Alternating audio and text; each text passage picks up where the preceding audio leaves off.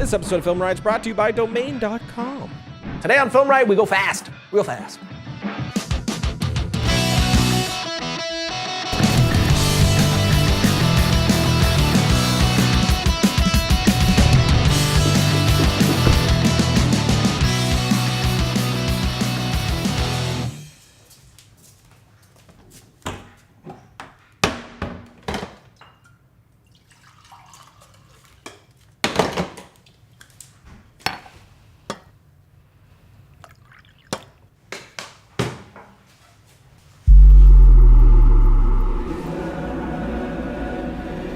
I'm not supposed to have coffee, but I wonder what it tastes like.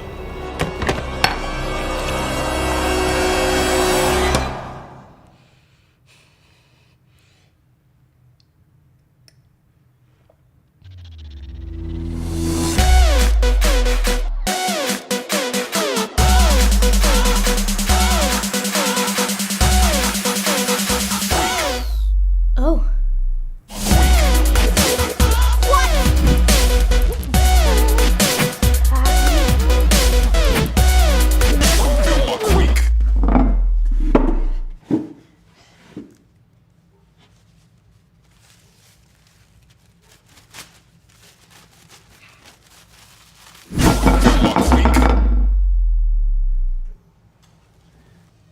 My sandwich.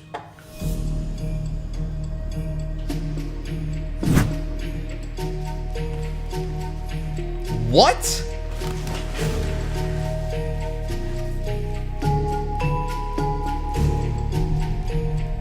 Josh! Harris? What? How? Huh? I've been here the whole time. You're lying. You're lying. Josh! Over here. Did you take money out of my wallet? When? Just now. How? I'm down here. Good point. Weird. There was just wind, and then no money. It was Emily. No. Yes? She's down there too, Josh. I don't know how you're doing this, but I know it's you. Prove it. Idiot! You're the idiot! Not me!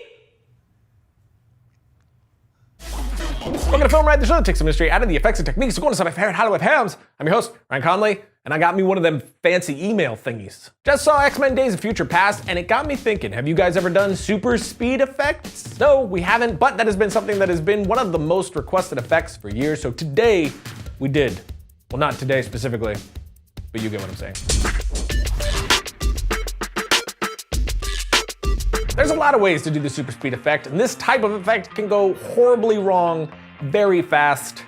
I'm looking at you, First Twilight, which made it look like his legs were windmilling around the sides of him, like a Hanna-Barbera cartoon. Similar to the transporter effect, I wanted to do something extremely simple, and after I examined a few shots from X-Men, I realized that the way that they were doing it really was simplistic. The only thing that complicated their shots was the use of motion-controlled cameras. But let's jump into this like Scrooge McDuck into a vat of money. You're a liar. So first thing, let's take a look at the original shot before we did anything to it. Emily acting out, quick move in the direction I wanted her to go, then she runs to the next spot and acts out the last motion of coming to a stop. And this continues to each spot as we go through that whole piece. At each stop, I also hit her with some wind from a leaf blower, which has really come in handy over the last few years. I highly recommend grabbing yourself a leaf blower. A cheap one will do just fine. There are so many uses for visual and special effects. Plus, you can do this. What are you doing?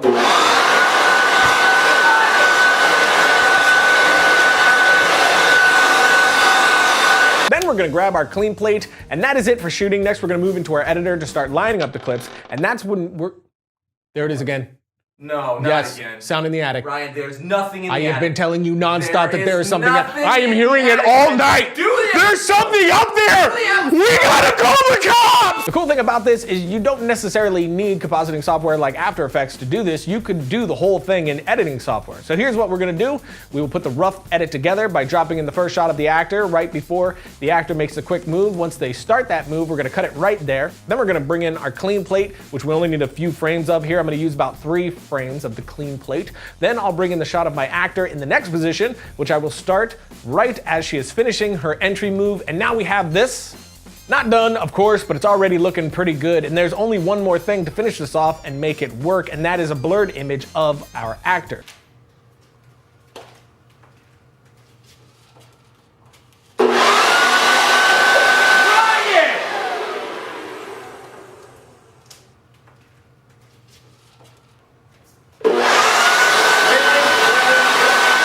So I'll grab 1 frame from the video of the actor, drop it in, put in the 16-point garbage matte, set a shape around our actor, then drop in directional blur, jack up the blur amount, and change the direction to be horizontal. Now we will take that 1 frame of the blur and move it toward the edge of the frame where we want it to seem like our actor was supposed to be running to. Then I will frame forward twice and add another single frame of blur. That way I have 1 frame blank in between these 2 blurred frames. Then I'm gonna move it next to the area that she's going to end up stop the runningness in. And now we have this.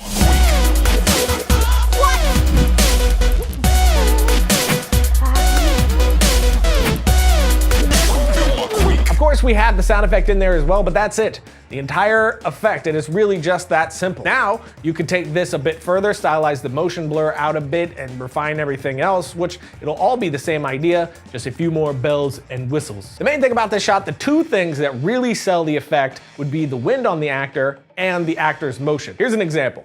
In this shot, we're gonna have no movement and no wind.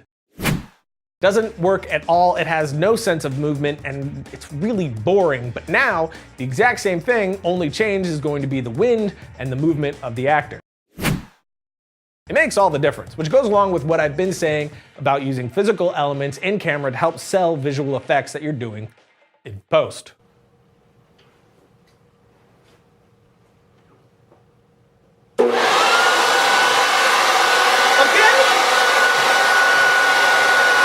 Now a quick break, and we're gonna take a look at one more way to do this effect.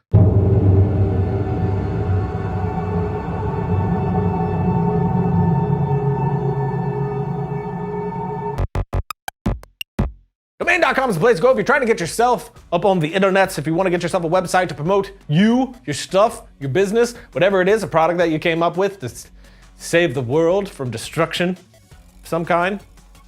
Sounds lucrative. You could use Domain.com. You should use Domain.com because they have that reliable and affordable hosting plan. They got the domain discovery service to help you pick the right name for you. And if you use coupon code FilmRiot at checkout, you get 15% off your domain name and web hosting. So when you're thinking domain names, my friends, think Domain.com.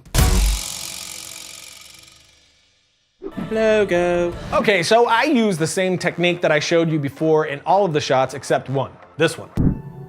Here is the original shot for that, Emily just running to her next spot. So now I can take that into After Effects, add time remapping, then hit a keyframe right at the point where she's gonna start her move, then another when she finishes her move. Then I'm gonna drag that second keyframe back to where the move only takes a few frames. I did 5 here, and now this is what we're getting. We go frame by frame for spots, jumping from one to the next. To make this work, we have to add in some motion blur. My favorite plugin for this is Real Smart Motion Blur, but there is one that comes built into After Effects called CC Force Motion Blur. So I'll drop that one on, set the samples around 255, the shutter angle to over 300. And now if we go frame by frame, you can see we have that nice motion blur streak action happening like we want. The downside is you can't have anything in frame other than your actor that... No, keep going. There's no sense. You can't have anything that's moving other than your actor, otherwise it's gonna look all crazy like this.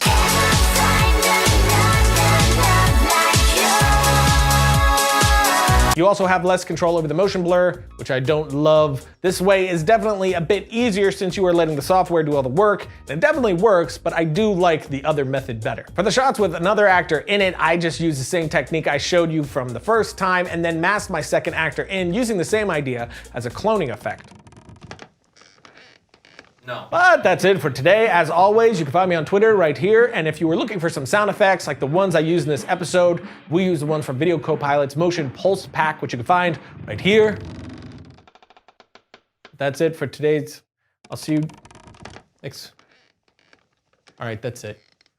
We're checking this out. Come on.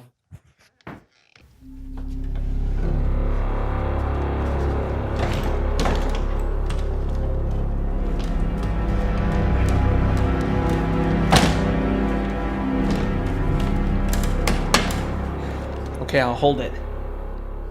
No way! Why do I have to go in the attic? You're older, you go! No, I don't want to lick Death's mouth. I don't want to lick Death's mouth either! I'm your boss. So go. But... no... I told you! Yeah, she had coffee. Get busy living or get busy dying? Ride or die. Live free or die hard. Go in the attic or Emily's going to f***ing shoot you.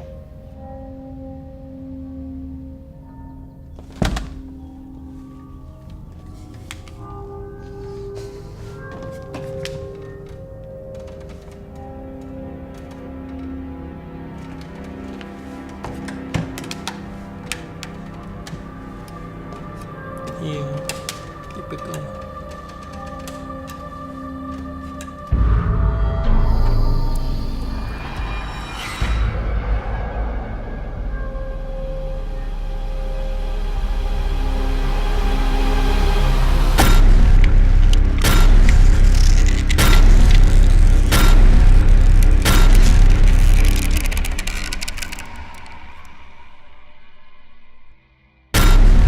Oh, more. Okay. Still going? Get the camera out of my face. Wait, so am I still nervous? Like still scared.